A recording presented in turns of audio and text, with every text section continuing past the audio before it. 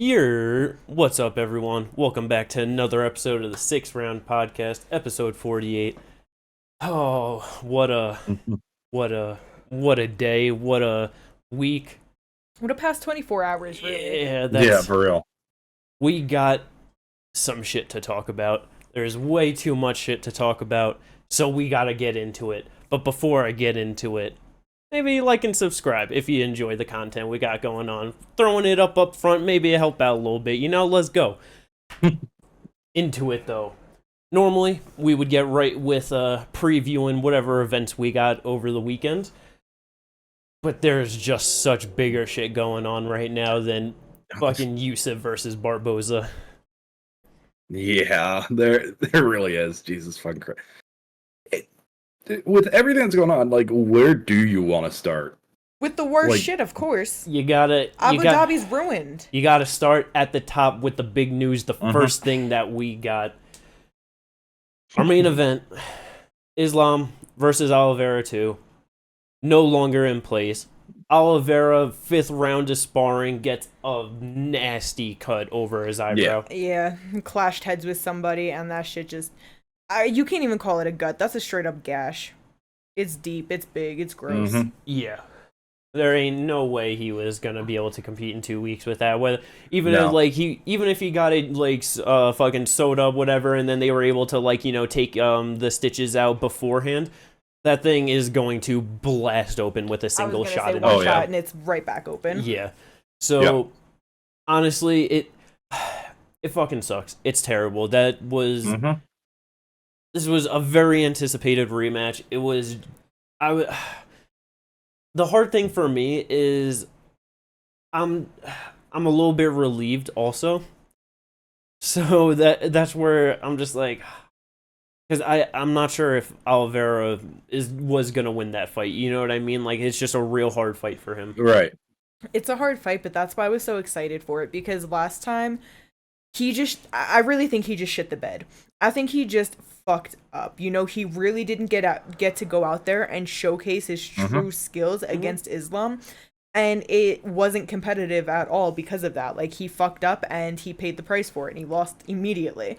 And I was just, like you said, just a highly anticipated bout, because I was just super excited to see him come out here, him talking about how, Islam did get in his head, he's in a clearer mind frame now, just was ready to see Oliveira do Oliveira things. And even if he did lose, I think he would have looked much better in this loss than the last one. And I don't know. I just really wanted to see this shit. So I am so disappointed. Like, obviously I'm not mad at him. Shit happens. But I'm just like, this sucks. Yeah, no.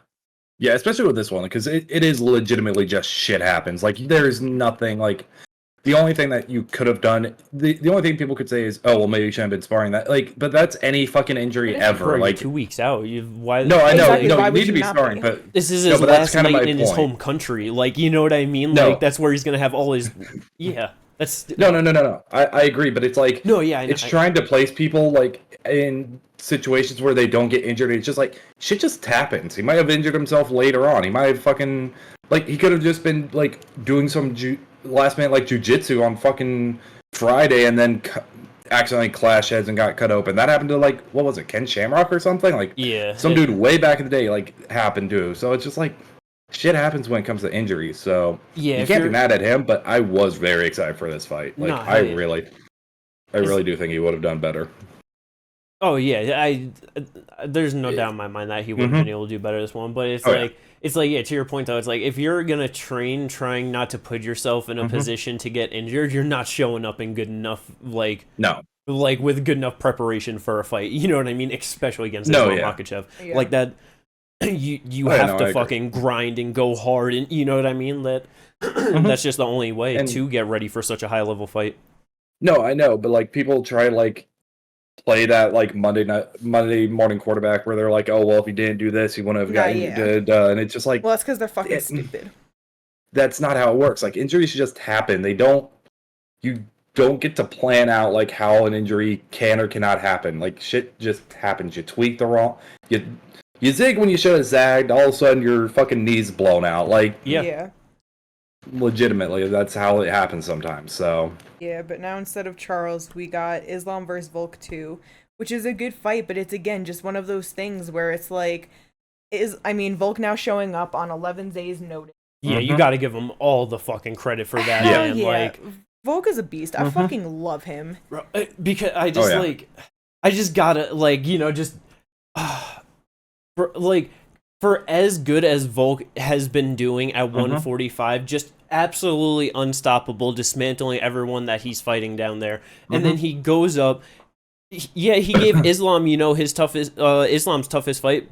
That was his toughest fight in the UFC as well. You know what I mean? He lost on the judges' scorecards, and for him to just beats the fucking dog shit out of Yair, gets surgery on his hand, and he even said it then. He's like, I'm gonna get surgery on this shit, and then I'm gonna, be ready to show up in Abu Dhabi if they need me, and and this motherfucker just all about it. There is no one at this high of a level in the UFC that is so willing to just go for legendary status. And bro, Volk, it's so crazy how after, especially the second Max win, everyone, it was just like, oh, fuck this guy, way to just take this shit from Max, like, you suck, you barely even beat him, like, most people thought he lost the second one even, like, more cleanly than the first fight, and just was not loved at all, and only a few years later, he really turned that shit around, like, because realistically, it's like, how can he not have? How can he not? I was about to say, how can you hate a man who walks out to a land down under? Like, but not even how can you hate that man? Yeah, like he's just such a good. No, it's just like he's such a good, wholesome guy. Seems like such a good guy, and then on top of it, he's doing legendary shit. How can you hate exactly? Him? Does a little cooking with Volk on YouTube and shit like that. You know what I mean? I was about to say it. And then, like, obviously, like, his fights really start to speak for themselves. Like, he beat the shit out of Brian Ortega, beat an overwhelmed Korean Zombie, but that was a short notice fight for Korean Zombie. But even on a full camp, he would have beat the dog shit out of him. Yeah, but that was just a sad one. Beat the dog shit out of Holloway like we've never seen someone do before at 45. Yeah. I mean, and then, even his fight with, like, even for Max with his fight with Dustin at, like, 55, you know what I mean? Yeah. Where, like, and I know you, like, made that, like, distinction. But, like, Dustin did not beat Max like Volk beat Max, you know what I mean? Like, I agree. That was still different, like... No, it was. Like, he shut him out. And then to go on, lose the Islam fight, but give him the hardest fight he's ever had in the octagon, and then just...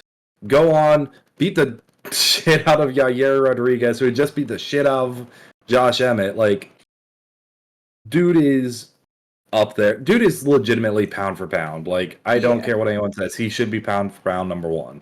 So it's like, as a replacement fight, it's obviously still a great fight. Yeah. I just wish that we could have got Oliveira with his full camp and preparedness to go in there great.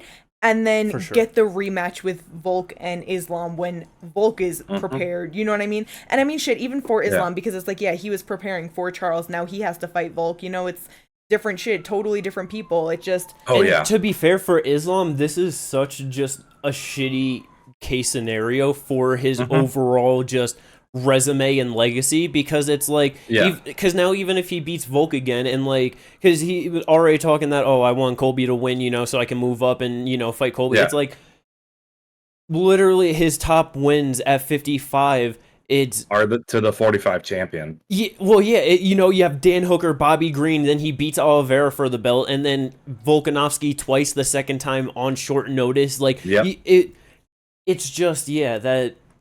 Like, so many people are not going to give Islam the credit that he deserves. No. Because even for taking this replacement on 11 days' notice, they said that Gamrot's the backup fighter, and he's like, okay, yeah, sure, fuck it, whatever. Yeah. And now all of a sudden they're like, nah, Volk's the backup fighter. That is such a different beast on 11 days' notice to switch up your game plan style from Oliveira 100%. Like that. But I mean, even before Gamrot, they were talking about Gaethje might be the backup. Like, there's so many. Just the only reason, like.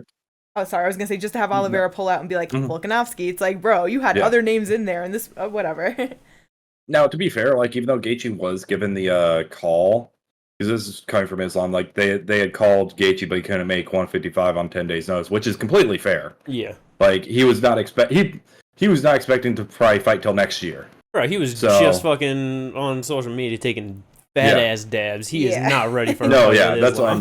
mean. Fat But like, dabs. also at least like with this one, it's at least more interesting than I think the Gaethje fight would be. Because Okay. Gaethje obviously has knockout power on the feet, great stand up, but like if Islam took him down, it was going to be the same thing as Oliveira, same thing as Habib. He's going to get choked out. Bro, Gaethje needs like a fucking 85-week camp for Islam. Like, So this man needs all the time in the I'm- world to get ready. He ain't doing that on short notice. I am glad that it is Volk in that sense. Yeah. Would have been fine with Gamrot just because we knew he was going to be the backup. But I mean, We he's had still the that backup for inkling. this one, so if any. No, if, like, yeah. Could you imagine if Islam has to pull out for any reason? Now all of a sudden we have Gamrot versus Volkanovski for like the interim lightweight title. That is... The way I would break everything in this apartment. Like, Oh my god. you thought I was mad when I found out about Oliveira? Bro. That would be awful. It would be awful. But, yo, with that, if Volkanovski gets this win, does that legitimately put him in, like, the actual GOAT conversation? Yes. I think it should. Like, that, 100%. that's... Jones would not have moved up to fight Kane on 11 days notice. No. Silva would not have moved up to fight Jones on 11 days notice, and GSP would not have moved up to fight Silva on 11 days notice. Like, this is literally, if he wins double champ status on 11 days notice, that is the most GOAT shit out of GOAT shit Yeah. that And you is he could 36 honestly now? do. 35, Oh, I he's think. still 35? I think he Okay. just turned 35. Okay, that's what it is. I keep Yeah. fucking that up.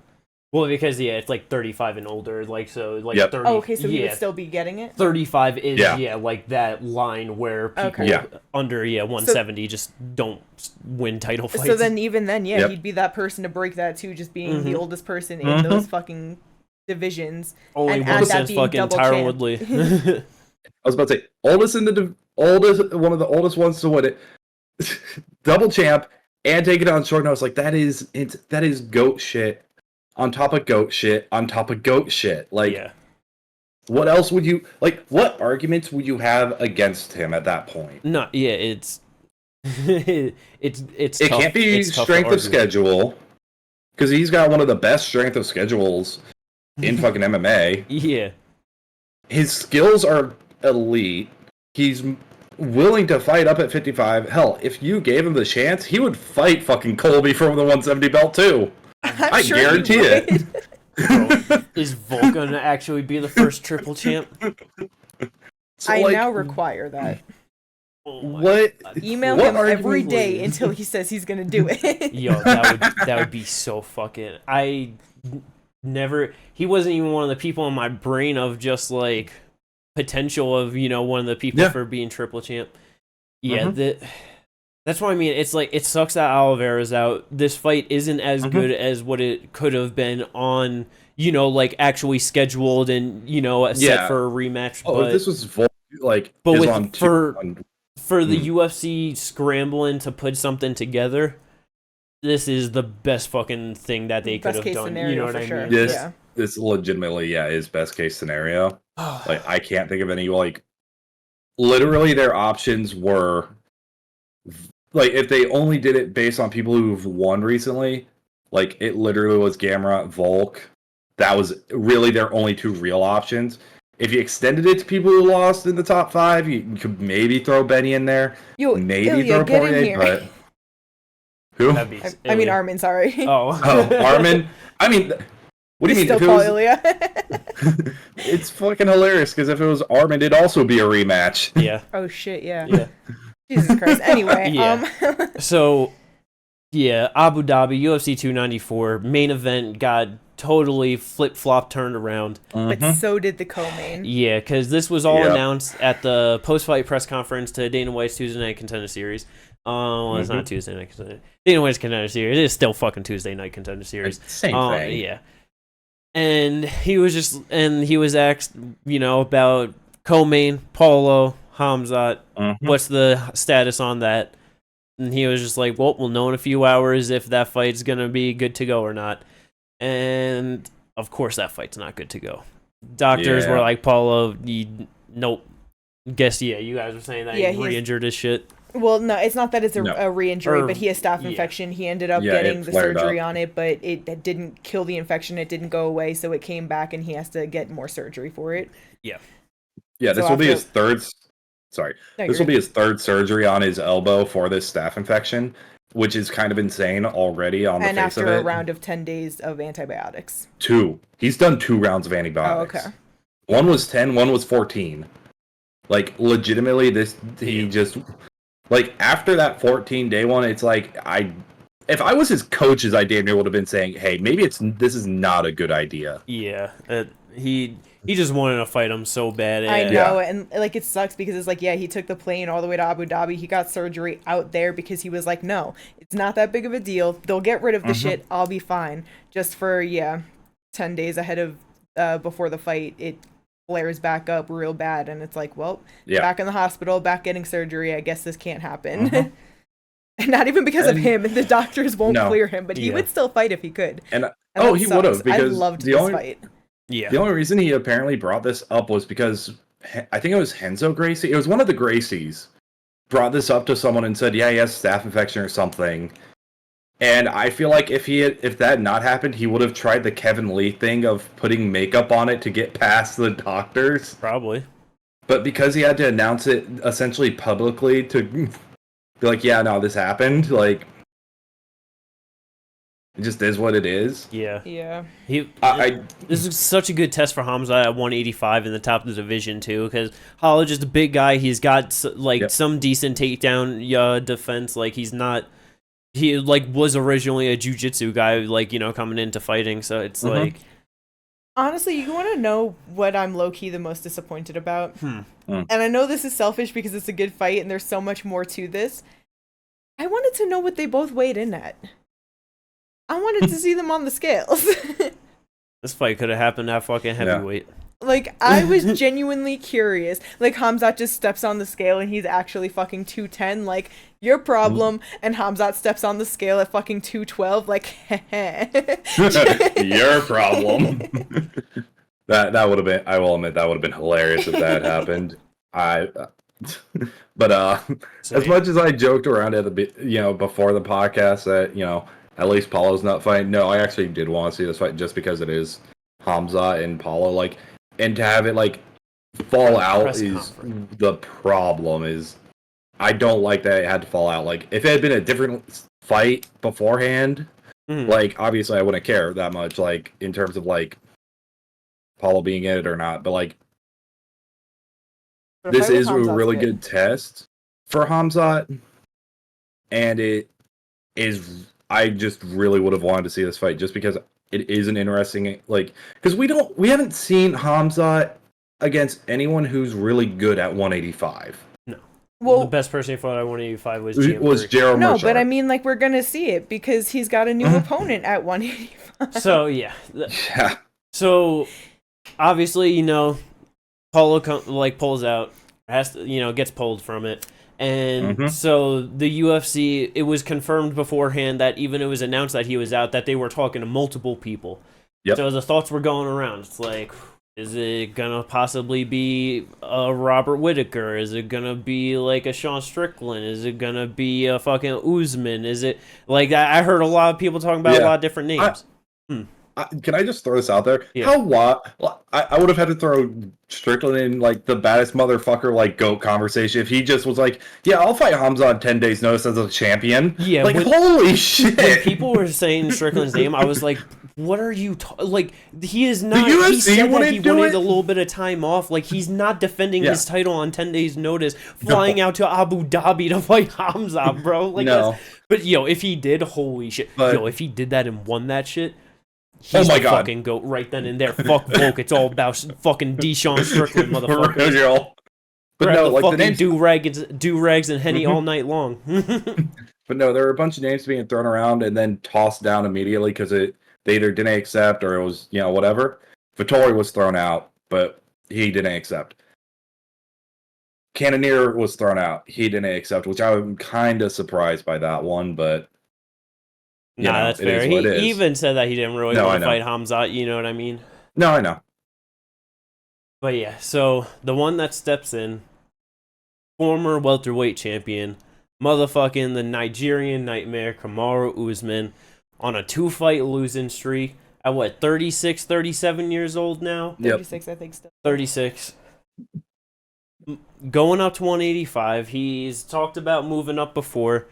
Talked about moving up to light heavyweight before to fight fucking Jan Blachowicz for the title. Yeah. If this fight was right, if this fight was before the Leon loss, like the first one, it would be a much better fight. Yeah. Yeah.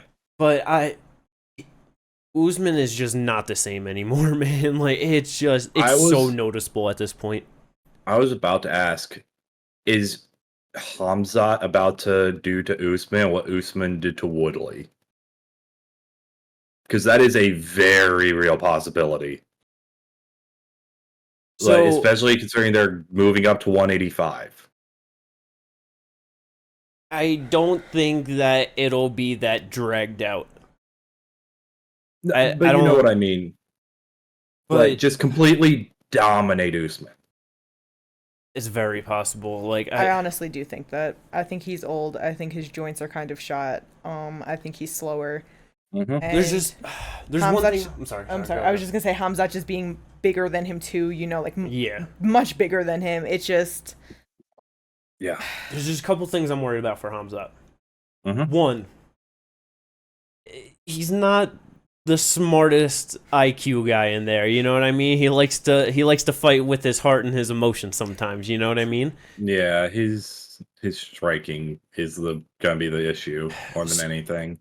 He shot one attempt on Gilbert. He stuffed that, and he's like, "Don't want it. None of that." Because I think if he just goes to shoot one takedown on Usman, like the first one, like Usman's gonna sprawl on him, like he's gonna stuff it. I'm pretty confident in that. Yep. Does he go to chain wrestle and actually work to get him down and fight for that? Or does he say, fuck it, let's scrap? Yeah, because if he does that, Usman's not the greatest on the feet, but he's got a real nice fucking jab, and he's slick. You know what I mean? If Hamza just like, I just want to throw bombs on him, unless he just like catches him right away with something big, hurts him, you know, like bad, and is just able to like run him over on the feet. Usman might stick a jab on him, and he might touch him up, and he's gonna be getting hurt with shots that he's not expecting to get hurt with. It could be a rough night. I just think that I know he did that with Gilbert, but Gilbert was there to bring the fucking dogfight. You know what I mean? I'm not sure that Kamaru is gonna be as willing for that, so I think there's gonna be more opportunity for him to try to chain wrestle him, even if it's not like chain wrestle where he goes right after him right away. But I don't think that he's gonna shoot one and be like, oh, it's over, because Usman's not gonna be down to just scrap it the fuck out with him. Like, he might put the jab on him, he might like throw some shots, but like him and Gilbert were like just standing, swinging, and banging. You know, I don't think that Usman's gonna be down for that, and because of that, I think that Hamzat's gonna be able to find his time. Yeah, especially considering like the base wars that Usman has been in has been against Colby. And the thing is, like, Usman was not respecting Colby's power, but that's because Colby don't got that much like knockout power. He's not throwing 100%. Yeah. He's thrown like 40, 50, 60. And he said that like his whole thing is death by 1,000 cuts type deal. Yeah. He's trying to wear you down. That's not what Hamzat's going to do on the feet. Those are coming at you 80, 90, 100% power. Nah, yeah. I mean, I don't know. I mean, with the Gilbert fight, you know, it's not, like, because that's the thing. He's not going to bring that same kind of a war, but it's not like he's going to be backing away. You know, like, he'll still be standing there putting, like, you know, in your face, putting on the jab, and Hamza don't really be moving his head much, you know what I mean? Like, Usman's got some lengthy arms, like, he works good behind that jab. I could just see him being tricky for Hamza. Bro, this dude had motherfucking 5 title defenses, you know what I mean? Like, this motherfucker knocked out Jorge Masvidal. Yeah, like, that's... like, we've never seen before, and that was the one I was going to bring up, is just the trickiness that he can have, is he goes to throw, like, a jab or a feint jab, not really trying to hit with it, and then all of a sudden coming back over with that overhand right. He can catch Hamzat. Yeah. So like you said, Hamzat does not move his head that well. Nah, I know. So he could be trying to throw us straight down the middle and then all of a sudden get caught with that overhand over the top. And he could be on wobbly legs because Usman is not a slouch when it comes to the power either. Yeah, no. He's not the heaviest handed, but he's got good power for sure. Mm-hmm. But yeah, so co-main event, all different than, Also, this is coming from Dana White. Winner of this fight gets a title shot. Yeah, which I'm mad about. I wonder if that's not necessarily like they're the next person to get the title shot, or if it's like their next fight is for the title shot. Which either way, I mean, it's not that much better. But Drakus might get the shot first. He should get the shot first. You're telling me that if Hamzat goes out there and just fucking like grabs Usman and is like holding him up, like, you know, just fucking yelling at the crowd in Abu Dhabi and just slams him down, finishes him, you know what you don't think he's getting that shot over Drakus? He is, but do you think that the reason why they're doing that is because they know that like Hamzat, like people want to see Hamzat fight, like, you know, people love Hamzat, and like the whole Drakus thing was the beef with Izzy, and now Izzy isn't champ, so it's like fuck Drakus. Yeah, which is honestly, it kind of is. Which is just so crazy because they're just like, we gotta push Drakus for Izzy, so we'll give him the hardest fucking fight, so he's guaranteed to be the most deserving #1 contender. Yeah. And then he fucking does it, smashes Bobby Knuckles, and they're just like, but Izzy lost now, so I mean, like, we've always kind of wanted Hamzat to be the champion. Like, this is always our actual goal, but thanks for letting things move. Yeah, no, that's the weird part about this whole thing, because especially, like, oh god, I can only imagine what no matter who it is, Sean Strickland at a press conference will always be like, just, what is he going to say next type shit? And him versus either Drakus or Hamzat more so, is what the fuck are these two gonna say to each other? Some not good shit for sure. Yeah. Very not good things at all. Things that we definitely couldn't repeat on here without getting demonetized. Even though we're not monetized. I was about to say, to get to demonetize, you have to first be monetized. Alright, we'll get banned. It's the same shit. We'll never be able to get monetized, alright? We'll get demonetized before even getting there. We'll owe YouTube money. Yeah, exactly. It's like, my bad. I won't say that again. But yeah, so, I mean, hopefully it's a good fight. It's good. That card is just crazy now. Absolutely insane. Just fingers crossed, nothing else fucking happens. Well, because Ikram already has a new opponent too because Nasruddin fell out. So yeah, and again, that was one that you can't blame him for. That was Visa. He's fighting Warley, right? Or Warley, yes. Warley. Warley Alves. There we go. Someone was saying fantastic fight.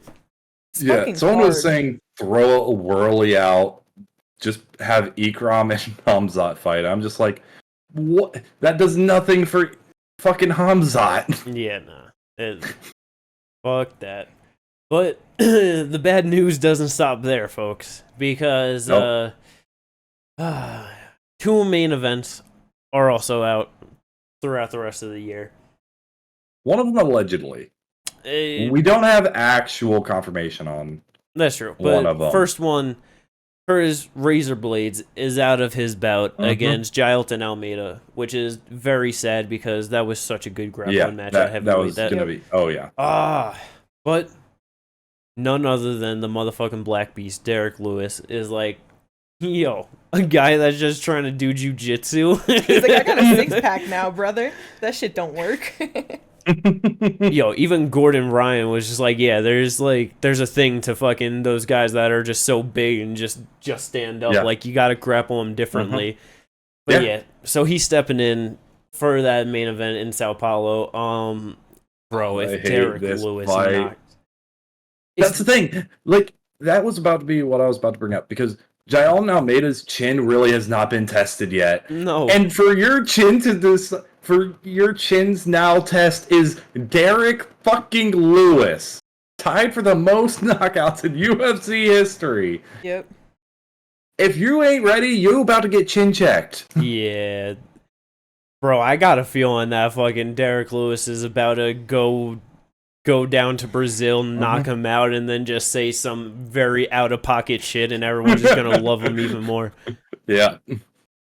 Well, I mean, I see it. It's like I want to see that happen, but I don't. I never want to see gonna Derek happen, Lewis bruh. lose.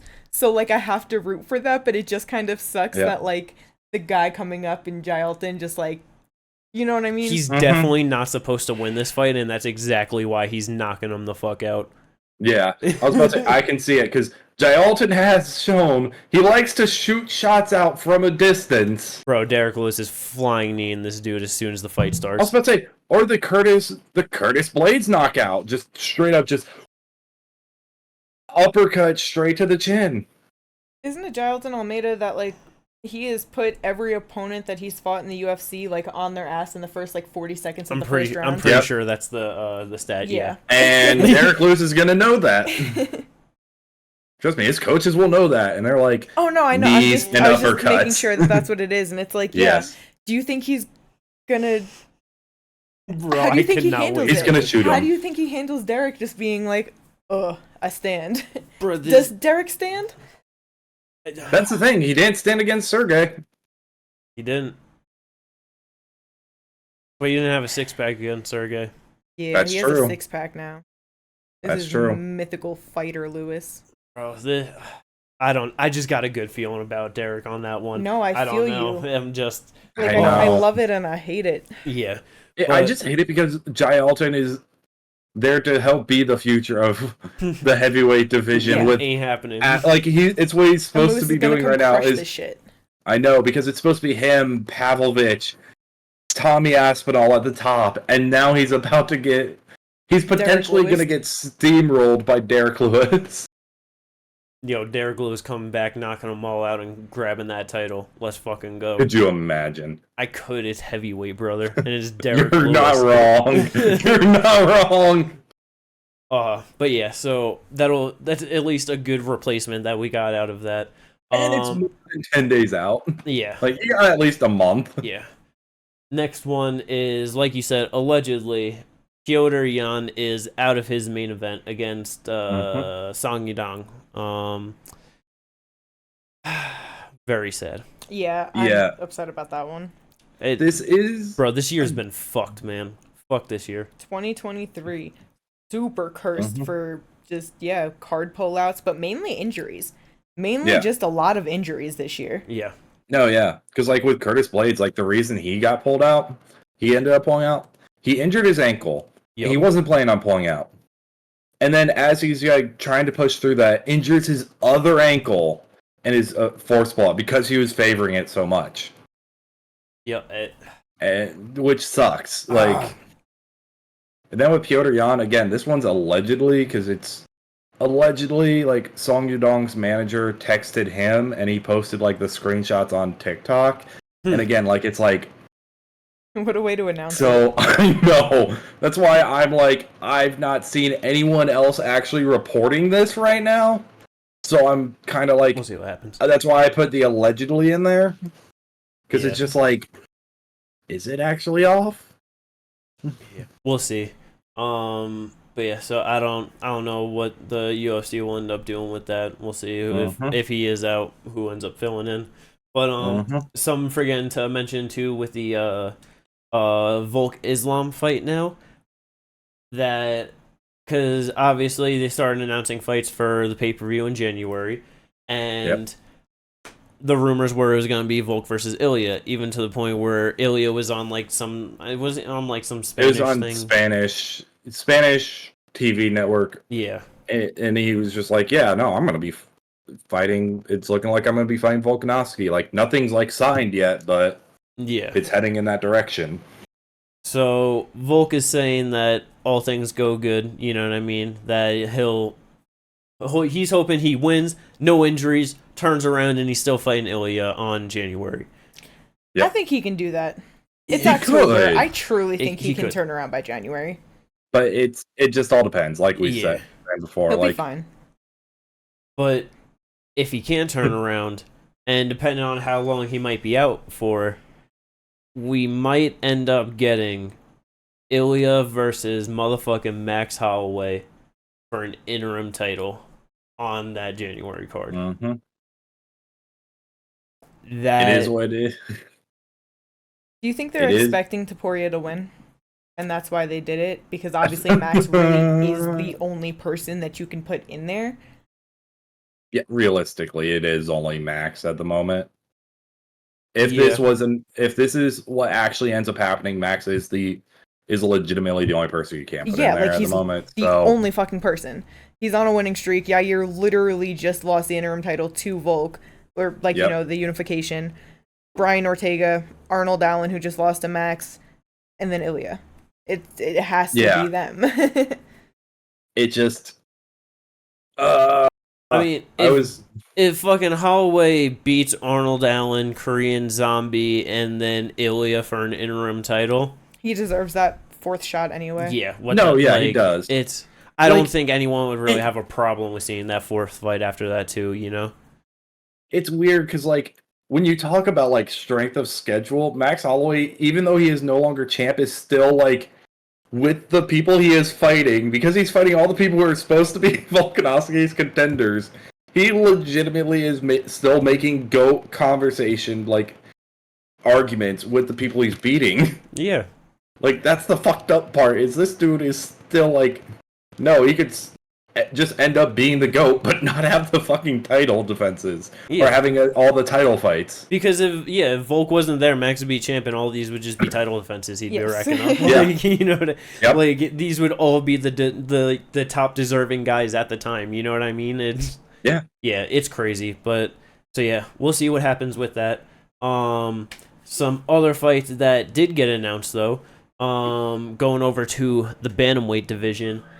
Ricky Simon versus Mario Bautista. That is a pretty damn good fight. Yeah, I like it. Yeah. I like it for Mario. It's a good step up. Yeah. It's not Ricky's not the greatest, but he is a really solid good fighter. For sure. Yeah. And he's just very physical grappling in there too. Yep. If that dude gets his hands on you and gets a good hold of you, you're probably going for a ride. You know what I mean? Yeah, and I mean it is a pretty big step because he's going to be fighting number 12. Yeah. In the rankings, who's coming up? What, their last fight was the loss to Song Yadong? Ricky? Yeah. Yeah. Yep. So definitely a fun fight though. Can add some movement to the 135-pound division that's constantly moving. But yeah, great fights all around there. Damn. But we have another fight that got canceled, but immediately a fighter filling in again right away. Caio Borralho was supposed to fight Nursultan, which was just crazy matchmaking with Caio being on a fucking 4-fight winning streak or 5-fight winning streak, I forget. And Nursultan had his debut against Bruno Ferreira. That's who we fought, right? Bruno and then Strickland. If I remember right, those are his 2 fights. Nursultan? No, not Nursultan. No, I was talking about the replacement fight. No, Sorry. yeah. Nursultan. Which is still kind of Bruno crazy. Ferreira, and that's it. Yeah, that's okay. And Caio's now. Sorry, my bad. You're good. So with just only beating Bruno, that's where and now fighting Caio, I was just like, all right, that's weird matchmaking. Nursultan out though, and here comes the motherfucking bus. This is worse matchmaking. Honestly, this is just as bad. Bus Magomedov is But at least with this one, it's at least because it's short notice. The Nursultan fight was straight up just booked. This was shit. We need someone. Hey, a boost. Would you like to fight? I mean, this dude knocked out Dustin and then lost to the current champ. You know what I mean? What's the shame in that? But he also only has a 4.5-minute gas tank. Hey, he's also 1-1 in the UFC. Yup. Yeah, but because he beat Dustin. But I mean, hey, if we're gonna talk about in terms of how long it took Sean Strickland to hurt a boost compared to Izzy, he actually lasted longer in that. He did get finished there, but where Izzy went to decision. But it's no. Get the fuck out of here. Shut up. Let's go, Caio. No, for real. Let's go, Caio. Yeah. But if he wins, get this man a ranked opponent. He's gotta fight someone in the top 15 for sure. Damn. Next fight though, Basil Hafez versus Preston Parsons. That should be a fun fight. Yeah. No, yeah. All right, but now this is some pretty big news that also got announced today. UFC has decided to kick USADA out of their motherfucking organization starting January 1st, 2024. How you feel about that, Ginger? I'm kind of 50-50 on it. Yeah. I'm not going to lie. Why are you 50-50 on it? Because well, the one thing I do want to say that I've been saying for a long time, that everyone seemed to think USADA was like, or the UFC was in the pot, like, well, whatever it would be. Like, that USADA was in UFC's pocket. Everything that was said about, like, their whole relationship threw that out of the water, and exactly what I was saying. They're not going to be bullied by an organization like the UFC. So I'm like, the people who were saying they were, them's the breaks. Sorry, I told you so, but wait, what? It's not you. Like USADA is not like pulling out like from no. UFC. It is the UFC, but what I'm saying is that they weren't going to be bullied into just breaking their own fucking policies. I mean, they've already done it before. Like, well, that's what I mean. They saw what happened, and they're like, "Yeah, fuck that. We're not doing it again." And UFC's like, "No, you're gonna do it again." They're like, "No." That's what I'm saying. I don't know if it's like exactly that. I don't know. Me and Jimmy were talking about it earlier, and like, probably has a lot to do with the fact that the lawsuit with Mark Hunt just went in their favor. So yeah, because I was just like listening to just like, you know, Luke Thomas talk about shit. He, you know, follows this stuff a lot more. But because like one of the big things with USADA coming into the first place is that they just basically wanted to have like that little insurance of like, oh, we're, you know, like doing what we can for like drug testing and stuff. So like, you know, they couldn't have like liability shit. And with USADA and then, you know, like the whole fucking Brock Lesnar shit and fucking Mark Hunt, you know, that's obviously the shit that I was saying before of they didn't give a fuck about that. Brock Lesnar came in like 4 months or whatever, failed all the fucking drug tests before and after, and then Mark Hunt sued them and UFC ended up winning that. So I wouldn't be surprised if it was like, they saw that it's like, okay, like we are obviously aren't gonna be held liable for this kind of shit in like a courtroom. So with all of the fucking problems and shit, you know, going on like just over the years with USADA and just like, I don't know, I feel like a lot of people just haven't been a fan of them. And then now with just like this Conor situation on top, I feel like the UFC is just like, there's no point in us to just like re-sign with them, you know? No, I know, but I feel like we're agreeing, but we're saying it in different ways. Because it's like at the end of the day, like if the UFC wants to fucking like have someone fight like and you know just say like fuck USADA shit, like they could just do that, you know what I mean? Like UFC pays USADA, like they. No, I know, but it, like that's.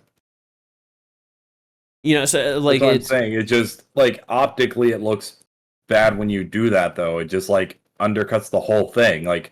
And that's that's why it's like I would rather them leave, but like that's kind of what I'm saying. It's like that was the final nail in the coffin for this was the whole Conor thing, and them not budging on it because of more than likely the Brock situation. They're just like, no, we don't want to deal with that shit again. No, and that's what I mean. And so it's just like with the way it was going, it's like I'd rather them leave in this way than the UFC like. Either them compromising or the UFC like just doing whatever the fuck they want while still having USADA. Like, you know what I mean? Like, it just. I mean, for me, I'm hoping with this that they just decide to go with VADA testing, which is voluntary anti-doping agency or whatever. And so, I would just, it would be nice if it was like boxing more of. So it would be like the fighters per bout would agree to VADA testing or not. You know what I mean? And then it's like, fighters that are like, oh, we want to like make sure that guys are clean or whatever. You know what I mean? Then it's like, they can just be subject to that, whatever. But then it's like, if you don't want to, then it's just like, just do state commission testing, whatever commission testing, wherever. Right, because either way, they still have to get tested. Yeah. It's not like USADA's out and drug tests are just all the way out of the picture. No, yeah, it's just... I don't know. For me, it's like... Because with USADA, obviously, it's going to make it harder for people to do whatever shit to cheat, you know? But it's also like... That's only going to affect people that can't afford whatever shit to get around it. So it's really, you're just putting like a money cap on being able to cheat the system. And so it's like, I don't know, it doesn't like actually make it fair that way. And then it's just with like all the extra just like restrictions and shit that it like, I don't know, I just feel like they go overboard. It's like, bro, Connor fucking breaking his shit, like that dude should be able to take anything the fucking doctors recommend for him to get back to 100% health. Like it, you know what I mean? No, yeah. Like, it's just crazy that it took like the fucking biggest star like to, you know, be like, oh yeah, I'm gonna fucking do this shit, for other people to just be like, oh, this is like, you know, like, damn, a fucking thing that we could actually possibly do, you know, like, and but like, yeah, it's just even fucked up that it's like, oh, I gotta announce that I'm retired and then sit out and then go through a fucking 6-month period. It's like, I don't know, it's just fucking bullshit, man. If people want to fucking juice and fight each other, let them fucking juice and fight each other. If they want to fucking do VADA testing so they have like extra shit because they go, I'm pretty sure VADA even goes further than USADA in like a lot of cases. Like USADA don't even be testing for like fucking EPO and shit like that all the time because it's too much money for them. But so like, I don't know. Fuck USADA, like, man. Fuck Jeff. To be fair with EPO, like, Jeff Nowitzki isn't even part of USADA. He's part of the UFC. Like, he was just the like liaison. Like, he still sucks. I mean, fine, but like that wasn't. Fuck them both. It's all relevant. But even with like EPO, like in MMA, like that is gonna be something that's not widely used, just because even though they weren't always testing for it, it is very easy to test for, and there is no excuse for you having it in your system because it is only injectable. Like, it has to. There's no tainted supplement argument. There's no, you know, oh, I did that. No, it is. You had to legitimately inject yourself with this for you to have any effect on you. I don't know. I don't know about that fucking shit, but either way, though, I don't know. I feel like it'll just, bro, we're going back to the motherfucking TRT era, brother. Yo, give Johnny Hendricks another UFC contract. He's fucking ready. Let's fucking go. Vitor Belfort, bring him back. They're all fucking ready, right? Yeah. Yeah. I don't think we're going that far back. Huh? I don't think we're going that far back. Yo, you don't think Vitor could fucking spin and wheel kick Michael Bisping in the head again? No, because TRT was banned before USADA even came in.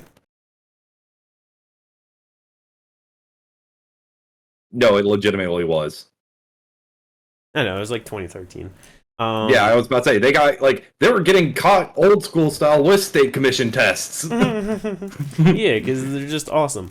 But yeah, last thing of fight news though, UFC announced that they're having an event in Saudi Arabia next year. So, I mean, good for them, I guess. Yeah, I was about to say, But alright, we've gone long enough on fight news and shit. Yeah, for real. Let's get into motherfucking Dana White Contender Series breakdown, because we had the final episode of this season, Season 7, Week 10. No, just thank God I have my Tuesdays back. My Tuesday Fuck nights you. back. I'm sorry, I'd rather this be on Sunday. Nah, terrible. Fuck I middle love of the week a Tuesday cards. night fight. No, Tuesday, Wednesday, Thursday, give me them all. I love it. But yeah, we had that, Contender Series started off absolutely wild. I feel like that's just the best way to go through it, because that motherfucking first fight, Lucas Rocha versus Davi Bittencourt. Davi was just grabbing a hold of this dude, ragged on him, taking him down. Lucas kept on getting back up, to his credit, doing real good. And yeah, second round, Rocha comes out and, oh man, This knee was. Yeah. This is beautiful. This knee was just fucking beautiful. Davi just level changed, jab to the body, and you just, in the replays too, you could just see it. Lucas Hocha Rocha, I don't fucking know. I don't remember what they were saying on the broadcast. I feel like they said Rocha, but it is Brazil, so I don't know. Either way, you just seen that, like, as soon as he started to go down for that jab, just all of his effort went into that knee, just followed up right away, and yeah, that just absolutely beautiful. Beautiful. Yeah, it was good. Perfect. It was very calculated. You could just tell it was intentional. It was great. Yep. And we're just, you get a fucking fight and a finish like that, and it's like, well, shit, what the fuck, how can that be better? Obviously, this guy's clearly getting a contract, but, let's see what these next guys got. And we go from one great division to another because these dudes at 155, Markel Medeiros taking on Isakov. And he said, well, I really like that knee that you did there, friend. Let me just do that a little bit earlier for you, and instead of off a jab, I'm doing it off a takedown attempt. Yep. And yeah, just up against the cage, fucking landed that knee. That shit was, Izo just folded up right into the cage afterwards. That it was, and then and fucking Davi in the first one, it damn near took him off his feet as he fell down too. Like, bro, he got kneed, knocked the fuck out. And then Lucas followed it up and woke him back up with the ground and pound. And the same shit happened here. Like, kneed him, put him out, hit him one time. He kind of back there. Like, it was kind of crazy to see that back to back. Yeah. Absolutely beautiful. Yeah. And we get into the third fight of the night. Which is this one, I don't know. I feel like there's a lot to talk about with this one. And it's strictly because of the one guy. Yo, Torres Finney. This dude was one of the funniest built people I've ever seen in a good amount of time. At 185 pounds, this dude is 5'7". 5'8". 5'8"? Yeah, Topology fixed it too. Oh, okay. 5'8". It's still short as shit for yeah. Just jacked to shit. And his arms were, what, 75 and a half? 75 and a half. Yeah. The length of somebody who is 6'4". On a guy who is 5'8", and like Jimmy said, just built like a fucking brick wall, just huge. I mean, I guess that's what happens when you're 5'8" and at 185 pounds in shape. Yes. Yeah, no, this was like, I mean, the dude was playing high school and college football. Like, there's a reason he built this way. Like, he was he was on defense. He had to be built like that to play those type of positions. But. Just solid performance for him, though. It was definitely a rougher first round, but as soon as the second round started, I had a feeling that Yuri just defending, like, the takedowns and him just going after him. I was like, yeah, he's gonna be a bit tired. Yeah, because they were both 6-0 going into this, and Yuri had never made it out of the first round before this. Yeah. Yeah. And yeah, fucking, you might think that Torres just being the fucking giant built guy that he would just gas out first, but he was just all too ready for that shit. And then, Yuri started gassing. Second round was just easily taking him down and grabbing, like, the dominant positions from there. Gets the rear naked choke. Beautiful. Yeah. Doesn't get a fucking contract, though, which, crazy. It is crazy because we think... Well, because I understand what Dana was saying, but he was saying that he thinks that he would be doing this guy a disfavor putting him in the UFC. Like, it's just only like he's too young. He wants him to get more experience. But we just seen, what was that, 2 weeks ago, or was it last week, where the two girls went to a fucking war. She was 3-0 going into it, fell to 3. It was 3-1, right? And she got like 3 weeks ago. Oh, 3 weeks? Okay. But either way, you know exactly who I'm talking about. And she got the contract off of losing with under 5 fights, but this guy, who is now 7-0, won that fight by finish. Yeah. And he doesn't get it. Like, I totally get where he's coming from, but bro, put this shit out there a little bit more. Like, the reason, like, I think that for this one he was saying that is because, like, to be fair, like, Torres did win the fight, but he was getting rocked around in that first round. He was getting hurt. Yeah, a little bit. I mean, because like his whole thing was taking people down and then like beating them up, and he kept getting the takedown on Yuri. I mean, shit, he had some big takedowns on him. He did, And then there were a couple where he felt like he was rocked and then just kind of fell into the takedown. No, like that's what I'm saying. Like I did kind of forget about that for a minute, but like after you said, I was like, yeah, he definitely, he got like he needs to sure. he needs to sharpen that striking up a little bit, mainly that striking defense, because like that's his biggest weakness. And at 185, even though he's a great wrestler, like he gets against someone with decent takedown defense, he can hit a lot. He's gonna turn into a fucking pinball. What? Nah, bro, he's good right now. Give him the champ, Sean Strickland. Let's go. Nah, but yeah, I understand. He probably should, especially just being built like that too. Just being so much smaller. It's like you probably should learn to like how to maximize your skill set at like being that size against bigger guys, you know what I mean? Because it's like, he could beat a couple of fucking schlubs at 185 that aren't that great in the UFC, and then get a decent guy that, like you said, can just defend a takedown, might be fucking 7 inches taller than him, you know what I mean? And like just really put an ass whooping on him, like. So yeah, I mean it's understandable. Great performance for him though. Next fight on the card. Connor Matthews versus you said they were saying it, Yair? Yair Farias. This was a pretty good fight. It was a good fight. This was a fun one. I will admit. Like this was a fun fight. Yeah. Just how did you think that Connor was going to get the decision by the end of it? I had him I had it obviously round 2 for Matthews. Yes. Round 3 for Farias. The first round, I edged to Matthews. Did you? It was like a close 29-26. I gotcha.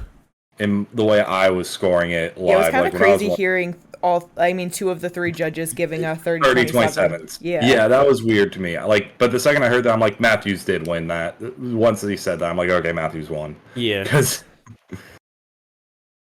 I don't know. For me, it was like I wasn't, like watching and scoring it in my head, but I guess just like, like after obviously, like you said, the second round, Connor won, and then we're watching the third round. I'm just like, yeah, this is fucking Farias's round, and I don't know. In my head, I just kind of felt like Yair just edged the first a little bit, so I was just expecting him to get the decision. But yeah, and so I was definitely a bit surprised with Matthews getting that, but good for him.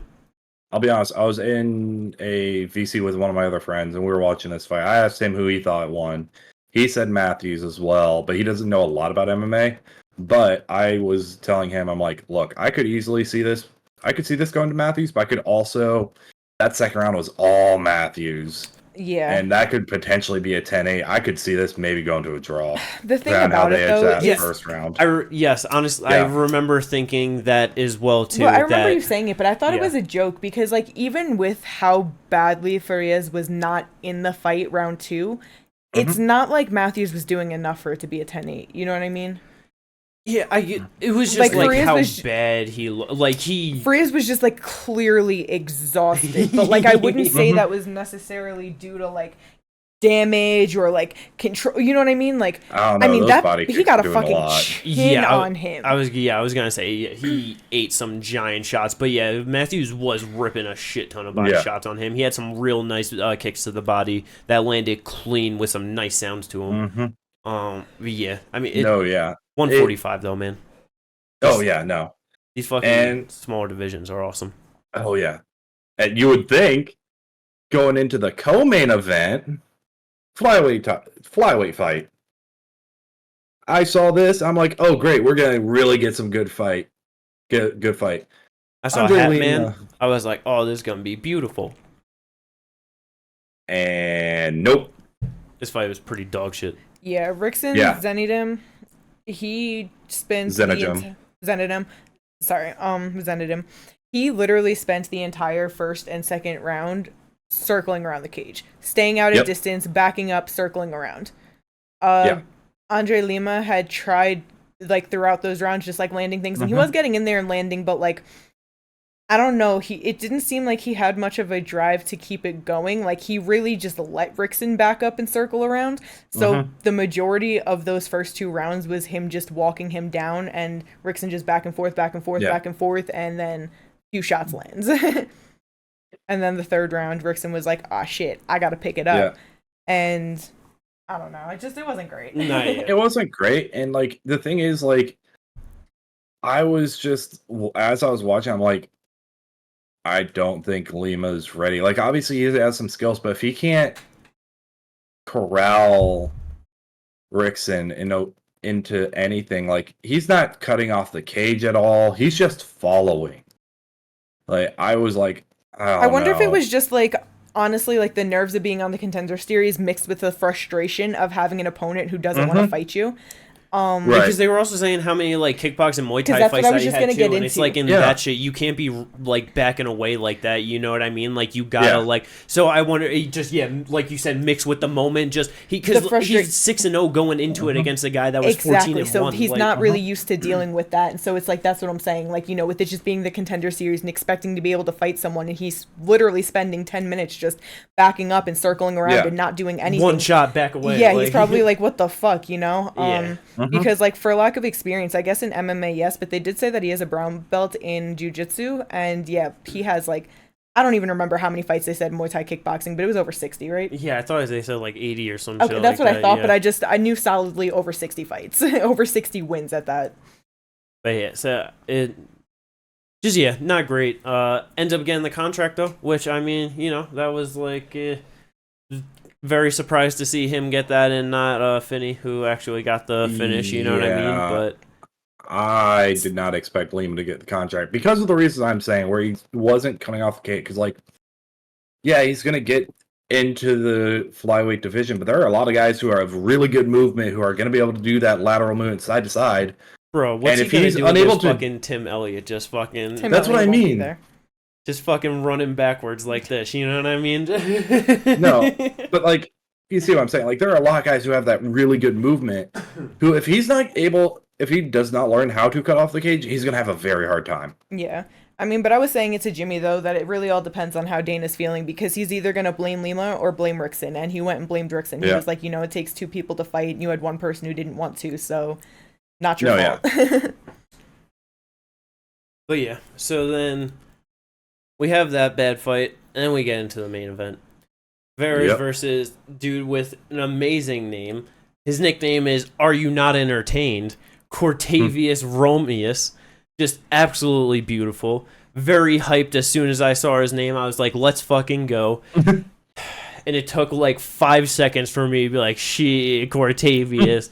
Because 29 seconds into the first round, Tavares gets the finish, left hook and hammer fist, and within that 29 seconds, Cortavius hits the floor 3 times. Yeah, I was gonna say that was his third time going down. Like, that was terrible. It was such a non-fight. I forgot you guys were rooting for Cortavius because I was rooting for Tavares the whole time. Well, I mean, I was until I saw this guy's name, and I was like, yo, let's go Cortavius. The fuck? Yeah. There's certain guys, you see the fucking name on them, and this is, like, they're meant for greatness, you know what I mean? And you hope, but most of the time, it has nothing to do with their name. I don't know, I've won Tapology off of that, so... But that's more of your greatness, not theirs. But yeah, left hook, drops him. The second that happens, Dana White's sitting there like, holy shit. Fucking Sean Shelby's literally leaning over to him. Hey, I know exactly who the fuck to put him up against. Let's fucking go. Yeah. But yeah, so 6 fights on this episode of Contender Series. Very solid season finale overall, for sure. They keep on asking Dana White about doing this shit year round, which it's like, I know you're saying that. It's just like, oh, thank God, you know, I would personally love that just because it's more fights for me to watch and it's just, you know, something to do. The only thing I will say, we don't need year-round people getting contracts, you know. Exactly. If they do this year-round, bro, this gotta be strict. Like, that's exactly what I was gonna say. Is that if they did this year-round, they would really have to cut down on who they gave contracts to, because we're gonna have a lot of people getting real fucked. There's 52 weeks in a year, and in 10 weeks, we got like 44 contracts. Yeah. Or 45 contracts, something like that. Record-breaking. crazy. Like, What do you mean? It's been a record every season they've had. I'm Every sure it season has. has been more and more contracts. What? no. You're telling me that they're not just only taking in the clearly best prospects that they're finding? What? Come on. Come on. But yeah, But yeah, so, no, I do not want year round. I do. Let's go Contender Series. But yeah, it's over for this year. We'll see what happens next year. But that's gonna take us into good old UFC Vegas 81 preview.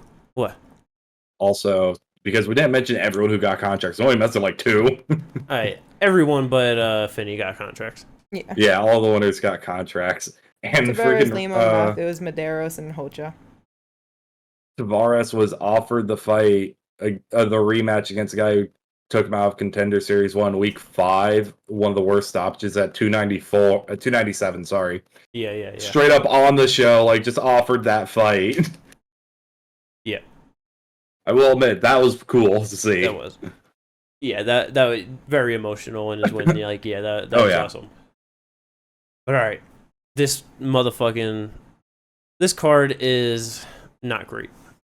It's kind of all over the place. Yeah, it's a weird card. It's definitely an Apex card for sure. It'll be so good. Are you sure about that? I think it'll be decent, actually. Like, I know it's not the biggest names, but I think Yeah. that we should honestly get some good fights out of these. I do agree. Yeah. Main event though, motherfucking Sodiq Yusuff is back against Edson Barbosa. Mhm. This is a rough fight for both of them. Yeah. I really don't know how to feel about this, honestly. Because obviously Sodiq, the younger guy coming up, Barbosa, the old vet, just been around forever. I just don't know if Sodiq is actually going to have enough tools to get the job done over Barbosa. You know what I mean?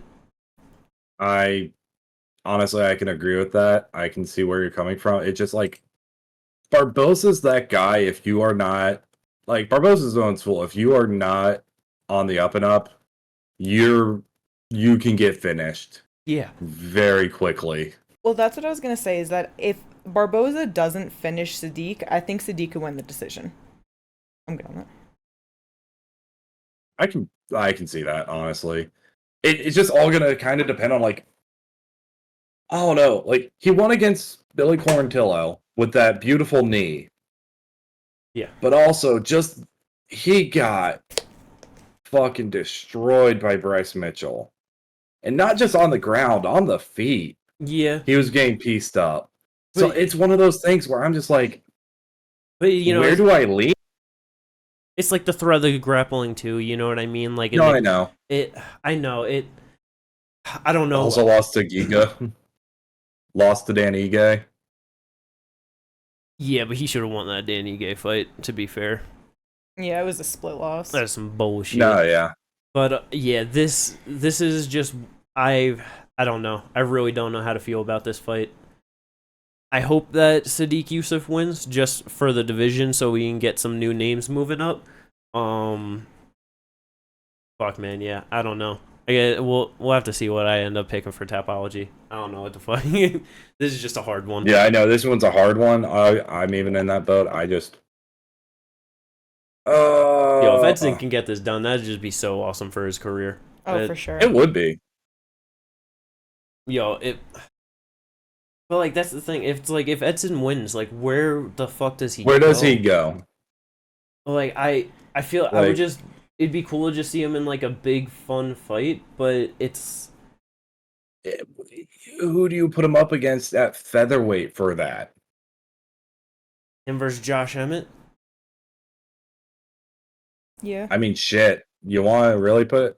Actually, I think this would also be a good fight. I think we already know he's going to be fighting, but Barbosa versus Cater is a fun one.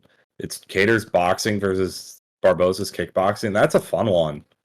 I think Cater finishes him, but yeah, I'm trying to find someone that Barbosa could beat, man. I don't want to see him get finished. I mean, to be fair, Josh Emmett can also put Barbosa out cold. For sure.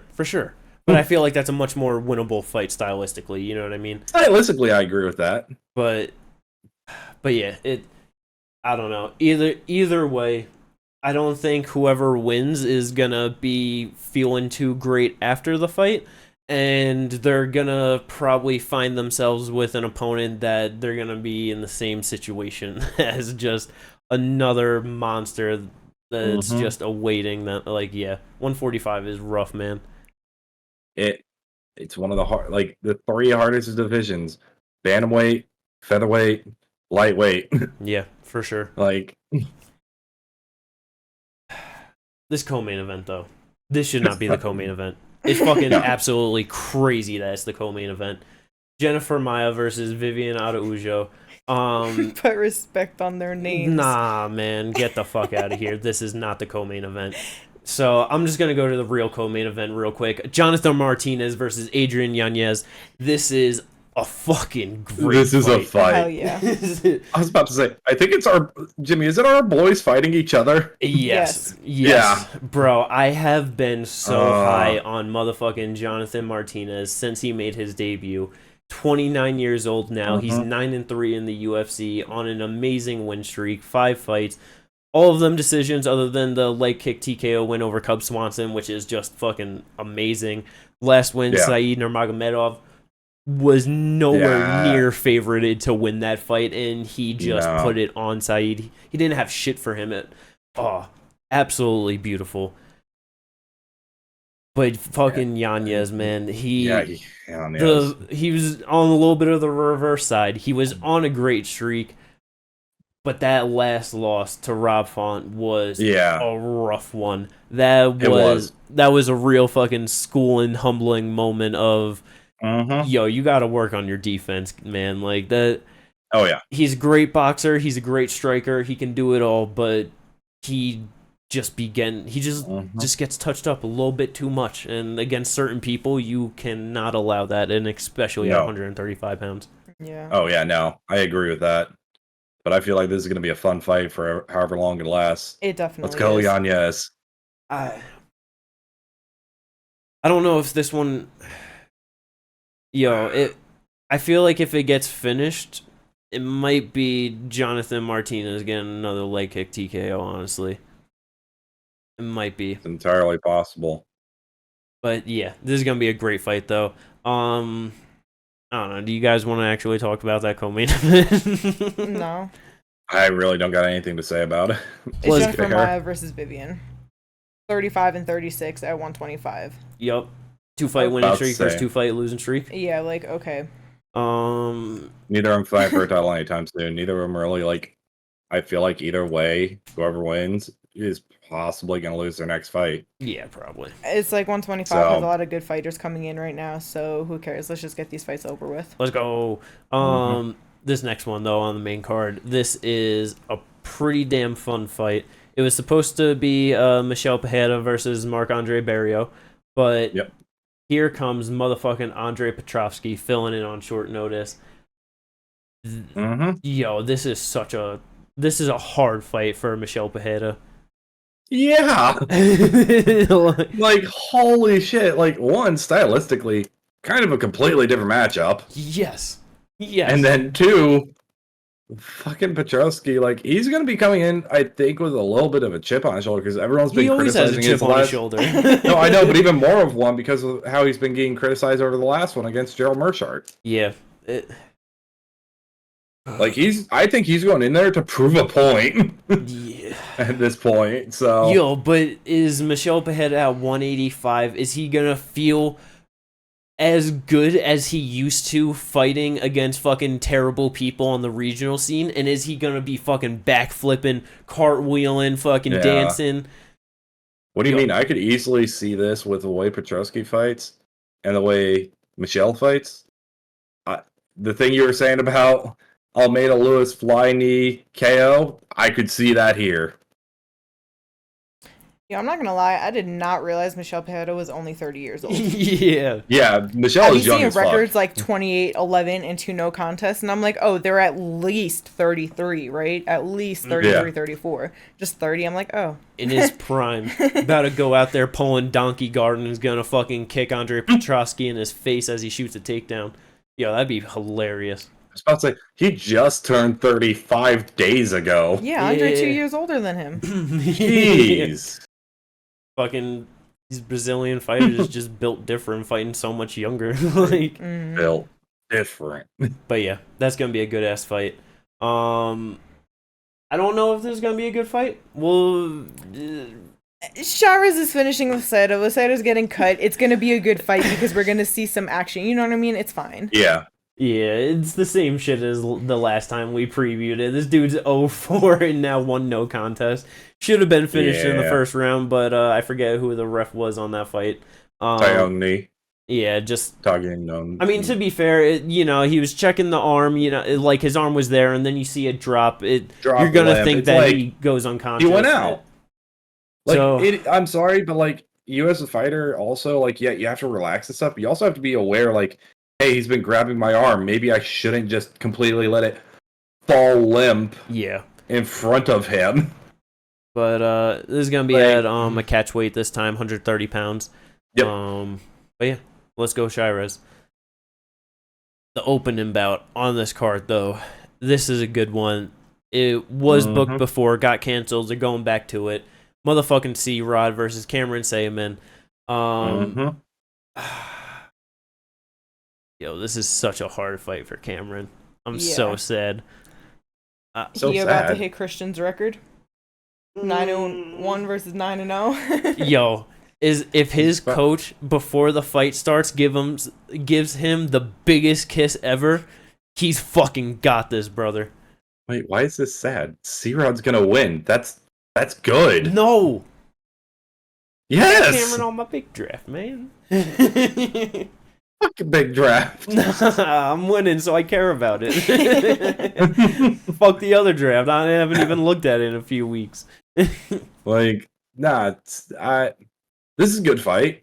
Yeah, it's a great fight. I think C-Rod can get this done. Yeah, it's two great honestly. prospects coming up. You know what I mean? Like, Yeah. Because Cameron. Yeah, okay, 3-0 in the UFC with his very fair share of many fouls and Many cage fouls. grabs and a lot of things. But then C-Rod, he's 2-1 in the UFC. Lost his debut to Jonathan Pierce, who's a solid ass fighter, and then in his last one, beat my boy, very sad, Raul Rosas Jr. But yeah, so it's gonna be a fun fight. Let's go, Cameron. I think he's gonna get it done. Let's go C-Rod. Let's go. But these prelims though, there's some fun fights, there's some good fights. Kate, which one do you want to talk about? I mean, okay. It's hard because I'm always excited to see T-Rex. Yeah. But now he's just fighting some guy making his debut, and I feel bad for this guy, Brendan Marat. Like, yo, 4th fight of the year for T-Rex. he's 8-1, 26 years old, making his UFC debut. And I mean, he's got a lot of finishes, he's got a few decisions, but this shit ain't going to a fucking decision. Somebody's getting fucked up, and I think it's gonna be him. I'm gonna have to agree with that statement. I think they should just let T-Rex fight 5 times a year, all against debuting people for like 3 more years. It's okay. No. But if he's only fighting that competition, then it's like it's okay, you know? Nah. Oh my god. But yeah, Ginger, which fight do you want to bring up on this card, on the prelim card? That was the thing. I was going to bring up the other 135 about Chris Gutierrez. I think he's going to come back after that loss to Pedro Munoz, get right back on those winning ways, and just start making his climb back up again. Yeah, fighting the There's another guy Mongolian knight, I Alatong Haley. was about to say, so many good bad boys are on this card. Yeah. Like, what the fuck? Yeah, because fucking Alatong, he's 4-1-1 in the UFC, on a 2-fight win streak. Did have a draw with Gustavo Lopez, who ain't great, and his one loss to Casey Kenny, who's alright, didn't really turn out to be as good as it was originally thought to be. Yeah.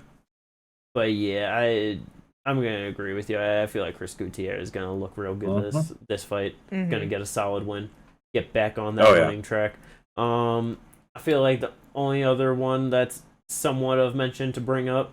Motherfucking The Damage is back, right? Let's go. Darren Elkins versus TJ Downtown Brown. Huh? I was about to say versus TJ Brown, and just Brown gonna win. Yeah, this dude is 39 years old, 17 and 10 in the UFC. Just a fucking legend of getting beat up, basically. Talk about people that fucking a gust of wind cuts them open. Like, that's the reason he got the nickname The Damage. Yeah, and then he got a terrible tattoo of it on his chest, like on his chest. God. It's fucking That is a bad tattoo. TJ 3-4 in the UFC. He's not doing that great, but got wins over Kai Kamaka, Charles Rosas, some solid guys. But it's like, yeah, man, Darren. Yeah, I don't remember the last time he's been in a fight where he didn't bleed terribly. I couldn't tell you. Is it okay? He's 39 years old. He probably shouldn't get beat up like this anymore. Yeah. Hopefully he retires afterwards. Like, I don't know. But yo, is the UFC trying to build up women's 135? I didn't even realize that they had 2 bouts on here. Some debuters, some 1-0, but all of them coming off of finishes. So maybe these will be good fights. I didn't realize that at all either. Yeah, Ravana Oliveira, the youngest one at 26, and then the other 3 are 32 and 33, so not that old, but I wasn't that happy to see that, but like, maybe just, maybe we'll just get a few fun fights out of them. That instantly made me not excited. I know, I checked the ages immediately because their records are 6-2, 5-1, 5-0, but it's like, with that, like, I don't know, they won't make it to the top and be big names, but maybe we'll get fun fights while they're here. True. Yeah. Most of them have mostly finishes on their records, couple decisions, but ground and pound knockouts. So and Oliveira, like you said, being 26, like if she could beat someone, that's like, for sure. That's a fucking hope of light in that fucking division of possibly younger people coming in that are good. You know what I mean? Like, yeah, her first fight went to a draw. Her second fight she lost, and then everything since then she has just beating people the fuck up, getting finishes. Let's fucking go then. Yeah. Hell yeah. And this will be her fucking 1, 2. Oh, that's a canceled fight. Okay. So this will be her 3rd fight this year. I just saw July, August. I was like, yo. Right. Yeah, fought July, fought August. Now she's fighting here October. Yeah, I mean, saying fucking 3rd fight this year is fucking 3 fights in 4 months, basically. Like. Oh yeah. Yeah. So let's fucking go. Should like we said at the start, not the biggest names, but there should be a lot of fun fights on this card, so I'm definitely excited. It was one of those cards where like there are some names, not the biggest names, but like some names, if you're like really into MMA, you're like, oh yeah, it's a good card. These are fun. So hell yeah. But that's gonna wrap it up for this episode of the podcast. I think we've gone on long enough. So much shit going on. Normally, we'll do it on a Thursday, but with all these fucking announcements, we're like, nah, we gotta hit this shit Wednesday night. Let's fucking go. But yeah, like I said at the top, like and subscribe if you enjoy the content. And as always, check out the description. We got all the links to mine and Ginger shit. We always be streaming on Twitch, so go hit those with some follows and maybe even a Prime subscription if you got it. It's free for you and it's good for us. Yeah. But other than that, we'll catch you on the review for motherfucking Sodiq versus Barbosa. Let's go. Peace. Let's go. Yeah.